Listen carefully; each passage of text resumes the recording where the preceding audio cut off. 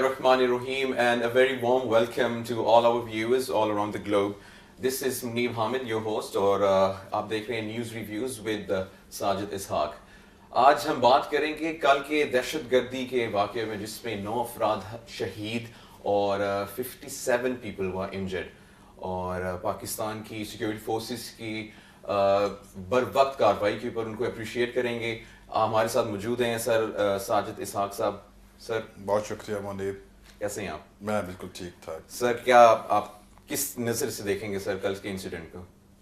देखिए मुनीब, आज का जो प्रोग्राम है ये मैं समझता हूँ कि उन शहदा का नाम है कि जिन्होंने अपनी जानें कुर्बान की और जो नहत्ते लोग अपने खुदा के घर पे मौजूद थे। मेरा ख्याल है कोई ऐसा इंसान नहीं है जिसको इसका दुख नहीं, कोई ऐसा मज़हब नहीं है जो कि इसकी इजाज़त देता है। और वो जो चले गए, शहीद हो गए इस बारबेरिक अटैक में, हम सब की तरफ से उनके ख़ानदानों के लिए दुआ करते हैं कि खुदा उन्हें तसल्ली दे, सब्र दे, क्योंकि सब्र सिर्फ खुदा के पास है। हम सिर्फ शेयर कर सकते हैं उनका दुख, मगर जो सब्र है वो सिर्फ खुदा देता है। और उसके लिए उनके लिए दुआ करते हैं जो कि इंजर्ड है। 56 आपने बताया? 57 जो है मुख्तलिफ हॉस्पिटल्स में हैं और कुछ सवेयर इंजर्ड हैं, कुछ माइनर हैं। हम उन सब के लिए, उन घरानों के लिए भी हम सब्र की दुआ करते हैं। और जैसे आपने कहा कि बहुत मैं समझता हूँ बड़ा रोल अदा किया हमारी लॉ फोर्स सिक्योरिटी फोर्सेस, जिसमें आपकी पुलिस है, आपके रेंजर्स आते हैं, आपकी आर्मीन है। तो अगर ये बर वक्त ना रिएक्ट करते हमारी फोर्सेस जो हैं, तो मैं समझता हूँ कि जैसे पिशार में आर्मी पब्लिक स्कूल में हुआ, बहुत सारे नाहत्ते बच्चे चले गए इस जहाने। और दूसरा जैसे चर्च में हमारे पिशार में हुआ था, बहुत बड़ा इंसिडेंट था, क्योंकि शायद हमने उस वक्त मायूस उस तरह से नहीं ली। मगर इसमें एक चीज़ को ज़रूर हमें सराहना चाहिए, क्योंकि हर वक्त क्रिटिसिज्म मैं समझता हूँ मुनासिब नहीं लगता। इस वक्त हमें यह देखना है कि हमारे फोर्सेस ने रिएक्ट किया और उन्हें अपनी जिम्मेदारी पूरी की। और अभी भी वो जो मफरूर है या जिन्होंने इसके पीछे मुहर्रिकात हैं, और मैं समझता हूँ कि इस दफ़ा वो मंजर आम पर लेके आएंगे। सर वाई बलूचिस्तान, हम लोगों ने मतलब अगर देखा जाए तो इस साल बलूचिस्तान में तकरीबन 10 से ज़्यादा इंसिडेंट हो गए जिसमें बलूचिस्तान को टारगेट किया गया। देखिए, अगर 2017 का स्टेटिस्टिक्स देखें हम, तो बलूचिस्तान में तकरीबन 16 इंसिडेंट्स हुए हैं।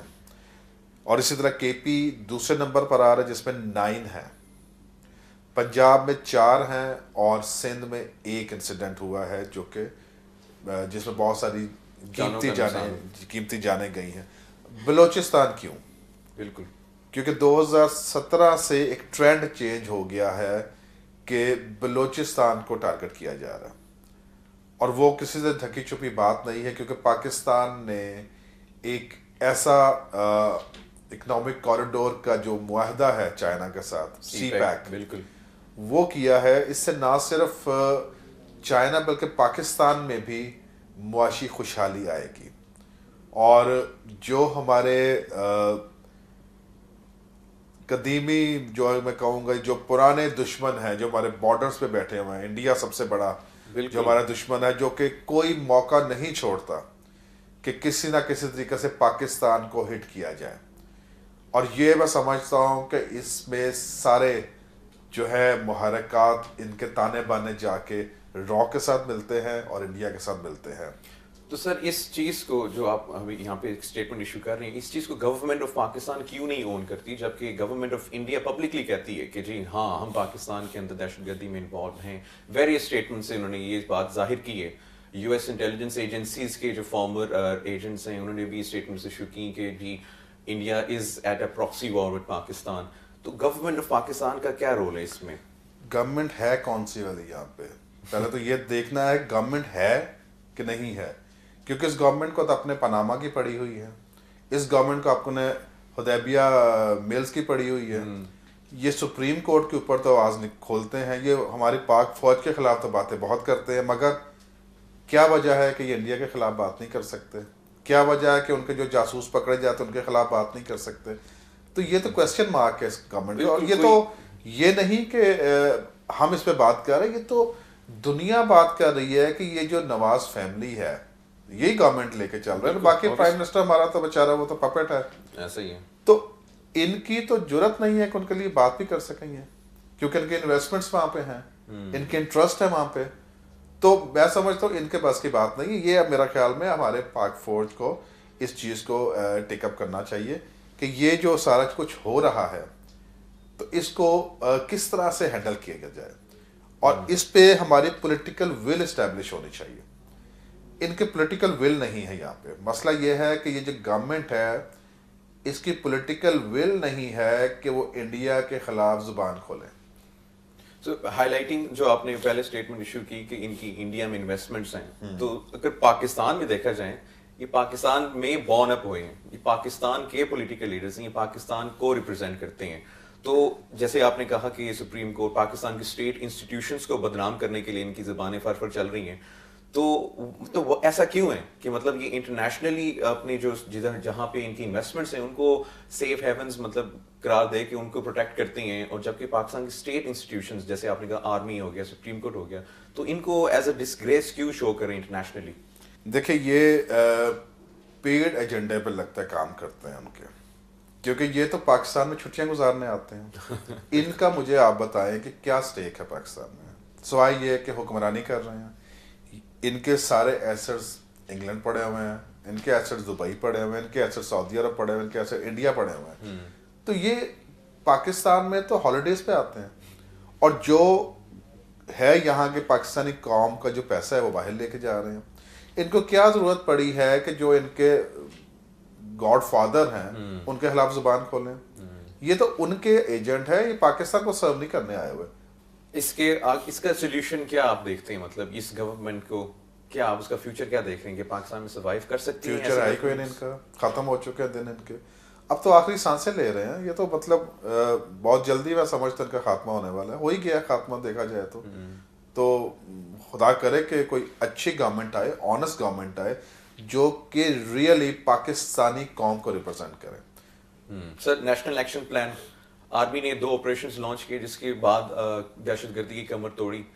नेशनल एक्शन प्लान जो डिवाइस किया गया था उस पे मुकम्मल उसको इम्प्लीमेंट नहीं किया गया, व्हाई इज दैट? देखिए मैंने पहले कहा पॉलिटिकल विल, इनकी पॉलिटिकल विल है नहीं है।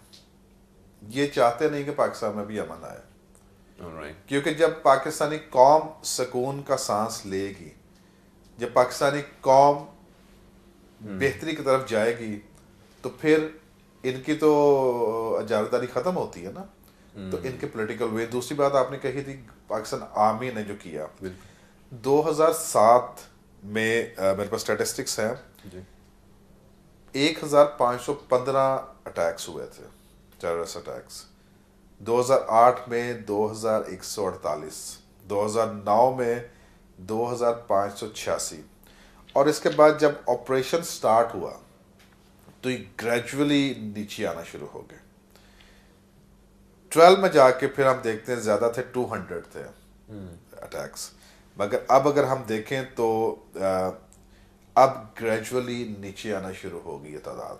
और ये किस वजह से? गवर्नमेंट की कोई बहादुरी नहीं इसमें, क्योंकि सारा क्रेडिट जो है पाकिस्तान आर्मी को जाता है, जिन्होंने दुनिया में सबसे ज्यादा शहादतें हमारे पाक फौज ने दी हैं।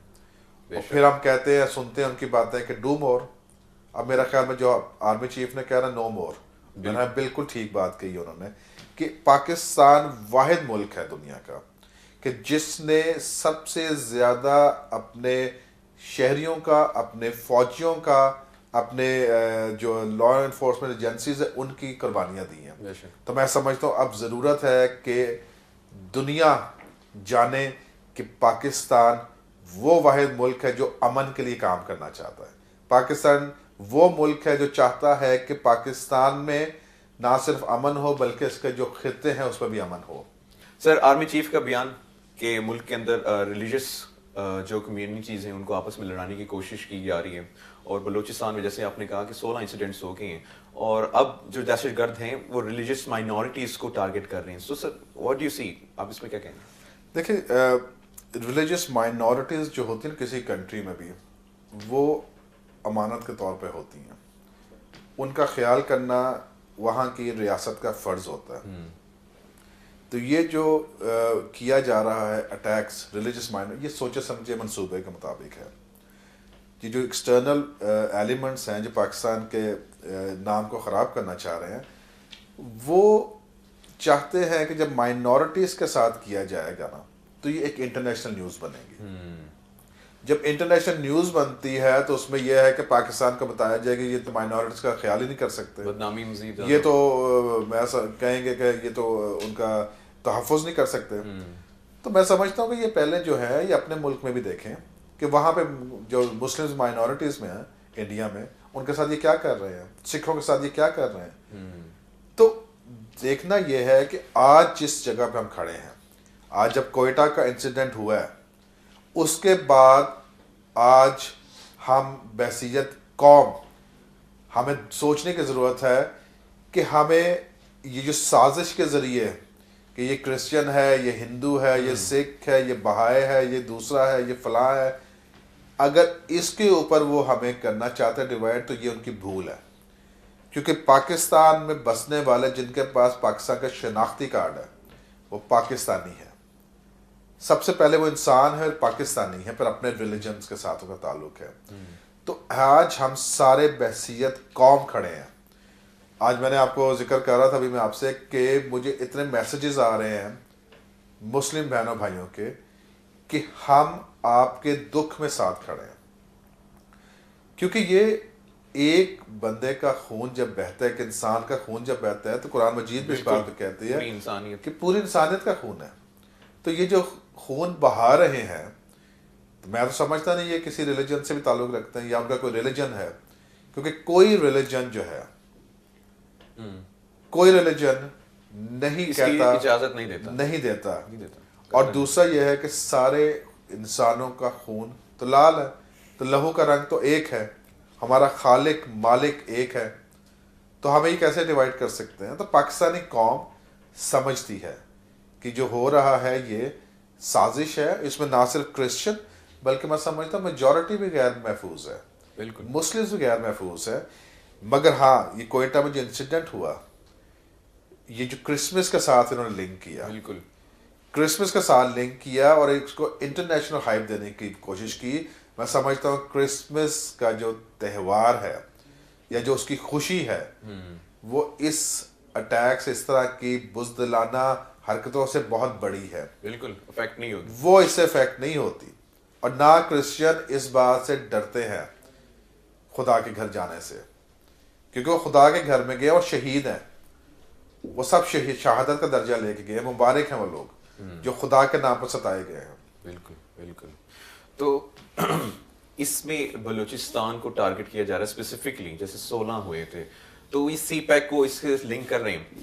अब अगर देखा जाए एक नई लहर आई है पाकिस्तान के अंदर दहशतगर्दी की, तो जैसे गवर्नमेंट ने जो लाइसेंसेस हैं बंदूकों के, वेपन्स के लाइसेंसेस मनसूख किए हुए हैं, क्यों आप नहीं समझते इट्स टाइम कि इनको दोबारा ओपन किया जाए और इंडिविजुअल ट्रेनिंग प्रोवाइड की जाए, ताकि क्योंकि एज अ नेशन हम लोग इस वक्त सारे जंग एक में हैं, I am at war, you're at war, सारे अवाम एक जंग में हैं। तो डोंट यू थिंक दैट? देखिए, मैं आज काफ़ी सारे, कल से मुझे भी कुछ लोग कह रहे हैं कि हमें चाहिए कि हम जो है गवर्नमेंट हमें अलाउ करे चर्चेस को, मंदिरों को, मसाजिद के लिए और जो भी वर्शिप प्लेसेस हैं उनके लिए अलाउ करे कि अपने डिफेंस के लिए, डेटरेंस के लिए वो वेपन्स रख सके। पहले ये हुआ था, बाद में बंद कर दिया गया, क्योंकि मेरा ख्याल है कि कहीं कहीं मिस यूज़ भी होती हैं चीज़ें। मगर इस वक्त की संगीनी को देखते हुए कि अगर गवर्नमेंट ये अलाउ करे एक सर्टन लिमिट हर वर्शिप प्लेस को फिल्टर कर ले और उनको अलाउ करे कि वो रख सके अपने डिफेंस के लिए। और दूसरा यह है कि ट्रेनिंग प्रोवाइड कीजिए उनके लोकल लोगों को, क्योंकि जब आपकी अपने कॉन्ग्रीगेशन के आपके अपने लोग होंगे ट्रेंड, तो वो पहचान भी सकते हैं अच्छे तरीके से कौन आ रहा है कौन जा रहा है। बिल्कुल, ट्रेनिंग से ये आया कि हम लोगों ने वो वीडियो देखी जब दहशतगर्द चर्च में दाखिल हो रहे थे, तो एक सिक्योरिटी लैब्स भी दिखा कि एट द गेट कोई गार्ड मौजूद नहीं था। वो तो मतलब खुशनसीबी से जो एक बर वक्त रिएक्शन आई आपकी हमारी फोर्सेस की तरफ से, उसके बड़ी जानों के नुकसान से बचाया। तो ये प्रॉपर ट्रेनिंग से ये बात आई है कि प्रॉपर ट्रेनिंग प्रोवाइड करनी चाहिए। अब इसमें आर्मी को दोबारा आगे आना पड़ेगा। नहीं, मेरा नहीं ख्याल, क्योंकि देखिए आर्मी को हम कहाँ कहाँ लेके आएंगे। सैलाब आ जाए आप आर्मी ले आते हैं, जल्जला है आर्मी आ जाती है, हुकूमत ना सही चल रहे तो लोग कहते हैं आर्मी आ जाए। अब आप चर्च की या मंदिरों की हिफाजत के लिए फिर आर्मी आ जाए। मैं समझता हूँ कि ये काम है गवर्नमेंट का। इन्होंने जो डिजास्टर नेशनल डिजास्टर बनाए हुए हैं, यूनिट्स बनाए हुए हैं, उनका काम है को ट्रेनिंग प्रोवाइड करे।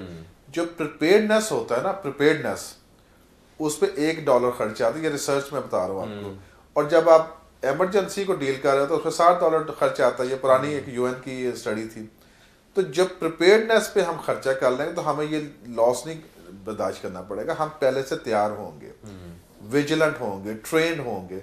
तो मैं समझता हूँ कि ये ज़रूरत है कि अपना वर्शिप प्लेसेस जो है किसी रिलीजन की भी, उनके अंदर भी कमेटीज बननी चाहिए। वो कमेटीज बनाए और प्रॉपर ट्रेन करें।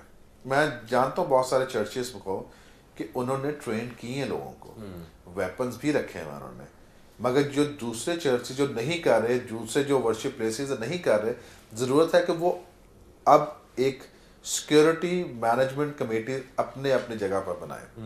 क्योंकि हमें खुद खड़े होना है अपने मुहाफ़ज़त के लिए भी। हमारे दूसरे फोर्सेस हैं साथ, मगर हमें उनके साथ हाथ बढ़ाना है इसके अंदर, ताकि हम पाकिस्तान के अमन का गहवारा बना सकें। वेल, जिस तरीके से गवर्नमेंट इस रिएक्ट कर रही है, सब कुछ लेके चल रही है, अल्लाह माफ़ करे, मेरे ख्याल से इन लोगों को अपना ज़मीर जगाने के लिए एक और APS इंसिडेंट का इंतज़ार कर रही हैं कि शायद एक और, अल्लाह माफ़ करे, ऐसा इंसिडेंट ना हो। लेकिन जगाने के लिए शायद इनको कुछ ज़रूरत है झटकों की।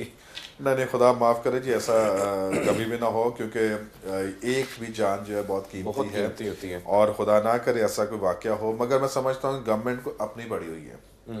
गवर्नमेंट को पता ही नहीं है कि आवाम के साथ क्या हो रहा है, उनको ये पता है कि हमारे साथ क्या हो रहा है।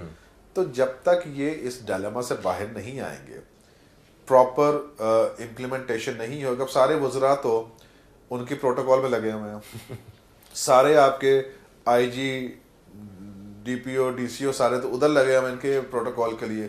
इनके घर पे नफरियाँ लगी हुई हैं, तो प्रोटेक्शन किसने देनी है हम? तो ये मेरा ख्याल है कि ये सुप्रीम कोर्ट को इसके ऊपर भी एक्शन लेना चाहिए कि ये वज़रा जो भागते फिरते हैं उनके पीछे, वो अपना अपना काम करें, अपनी मिनिस्ट्री संभाले जिसके लिए उनको तनख्वाह मिलती है, एक नाअहल शख्स के पीछे, नाअहल शख्स के पीछे। तो ये हमें, मुझे शर्म आती है कहते हुए कि हम शायद अपने ज़मीर ही मार चुके हैं नून वाले। तो ये जितने मिनिस्टर सारे पागलों की तरह उनके पीछे भाग रहे, तो मिनिस्ट्रीज किसने देखनी है आपकी?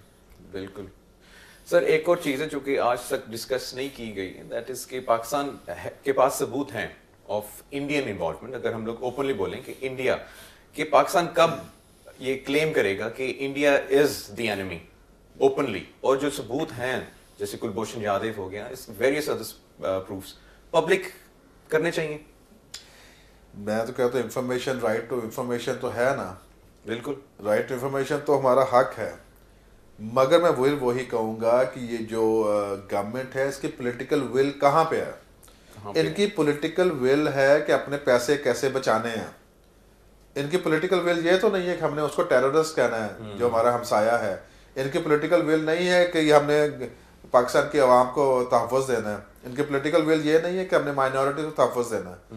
इनकी पॉलिटिकल विल सिर्फ एक चीज़ पर फोकस्ड है कि हमने पैसे को बचाना कैसे है। तो ये कैसे उनके खिलाफ बात करें जो उनके गॉड फादर हैं, इनके नून फैमिली के, नवाज फैमिली के, बल्कि सारे शरीफों के नाअहल शरीफ। हाँ। सर, CPEC को मुतासिर करने की कोशिश की जा रही है, China is in the back. China किस लिहाज से आप कह रहे हैं? सिक्योरिटी के लिहाज से।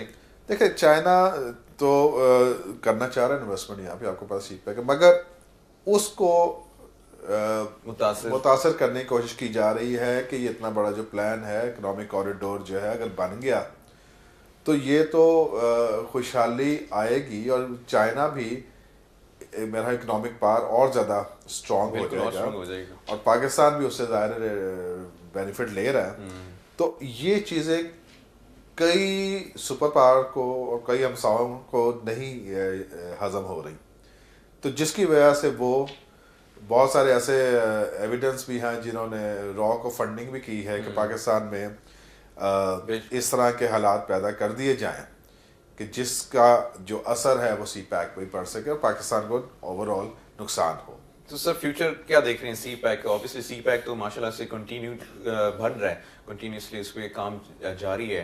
तो क्या हम लोगों को अपनी सिक्योरिटी इंप्रूव करनी पड़ेगी? क्योंकि मेरे ख्याल से जो हमारे दुश्मन है स्पेशली इंडिया, तो वो तो नहीं पीछे हटेगा, क्योंकि सी पैक अगर बनता है तो ऑब्वियसली पाकिस्तान स्ट्रांग होगा, तो पाकिस्तान को स्ट्रांग होते हुए इंडिया कभी नहीं देख सकता।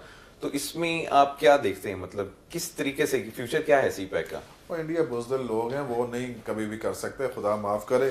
जो हमारी कैपेसिटी बहुत स्ट्रांग है, हमारे आर्म फोर्सेस जो हैं बहुत स्ट्रांग हैं, वो पाकिस्तान का मुकाबला करने की जरूरत नहीं कर सकते।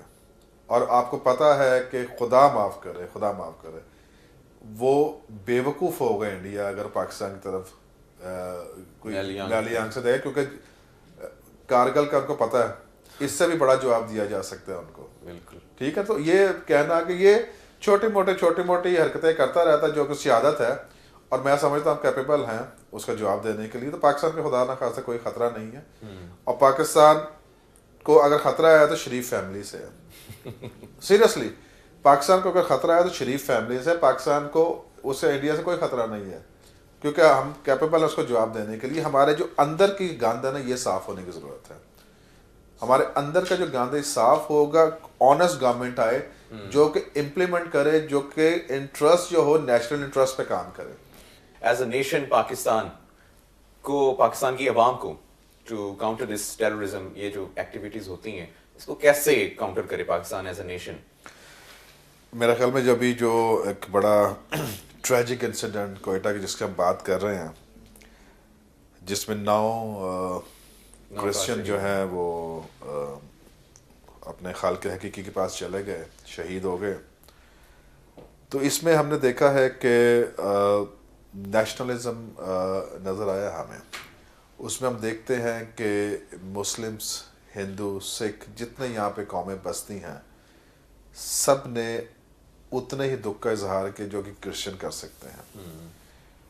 मैं सिर्फ यहाँ पे ये कहना चाहता हूँ कि उन अफराद को या उन अदारों को माजरत के साथ जो इस तरह के इंसिडेंट्स को सेल करते हैं, वो इस तरह के इंसिडेंट को सेल करते हैं और वो अपनी धरती माँ के खिलाफ बात करते हैं। क्योंकि देखें, यहाँ पर ये जो इंसिडेंट हुआ है एक्सक्यूज मी, बहुत ही एक मैं समझता हूँ दुख का मुकाम है। और इस तरह के इंसिडेंट हमने देखे हैं कि मुस्लिम्स पे भी हुए हैं, सिखों पे भी हुए हैं, दूसरों पे भी हुए हैं। तो हमें बहसीयत कौम अब खड़े होने की ज़रूरत है। अगर हम अपने फ्रिक्शंस में बटे रहेंगे, अपने रिलीजन्स की बात करेंगे, चंद अफराद को खुश करने के लिए जो बाहर बैठे हुए हैं आपके शायद, और अपने मुल्क को आप बदनाम करेंगे, जो कि एक हमारे जो छुपे हुए दुश्मन की कोशिश है, तो मैं समझता हूँ कि हम अपनी माँ के खिलाफ बात करेंगे। क्योंकि जो धरती होती है वो आपकी माँ होती है, और कोई भी इंसान अपनी माँ के खिलाफ बात नहीं करता। ये हमारे घरेलू मसाइल हैं, ये हमारे अंदरूनी मसाइल हैं, जिसको हम खुद बैठ के हल कर सकते हैं, जिसको हम खुद अपनी राय के साथ हल कर सकते हैं। क्योंकि जब तक हम यूनिटी नहीं दिखाएंगे पाकिस्तान में, तो मैं समझता हूँ ये दुश्मन जो है ताकतवर होता चला जाएगा। वो तो अपनी कोशिश में लगा हुआ है कि फ्रिक्शन हो।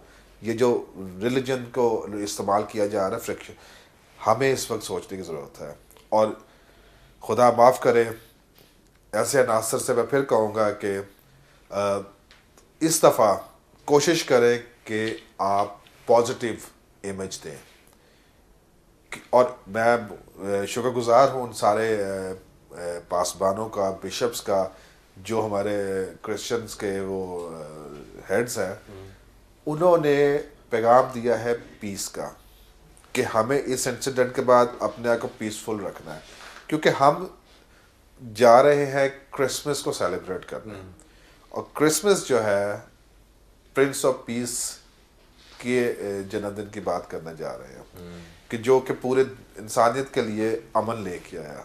तो हम पुरअमन रहेंगे मगर दुआ करेंगे। तो मैं समझता हूँ कि सारे क्रिश्चियंस को आज और आने वाले दिनों में पीसफुल रहने की ज़रूरत है और दुआ करने की ज़रूरत है, ताकि पाकिस्तान को जो नुकसान पहुंचाना चाह रहे वो अपनी हरकत में कामयाब ना हो सके। और कोशिश करनी हमने कि नेशनलिज्म को प्रमोट किया जा सके, ताकि दुश्मन ये जान सके कि हाँ पाकिस्तानी कौम यकजा है। Sir thank you very much for your time. Coming to the end of the programme, तो सर की जैसे बात सर ने कोट किया कि हमें ये जो बुज़दिलाना हरकतें हैं दहशतगर्दों की, ये हमें कमज़ोर नहीं कर सकती, और हमें एज अ नेशन इसका मुकाबला करना है। और इंशाल्लाह 20 करोड़ अवाम पाकिस्तान की, हमारे जो माइनॉरिटीज़ हैं क्रिश्चियंस, उनके साथ मिलकर ये इनका त्यौहार सेलिब्रेट करेगी। इसी के साथ मुझे दीजिए इजाज़त, इंशाल्लाह फिर मुलाकात होगी अगले प्रोग्राम में।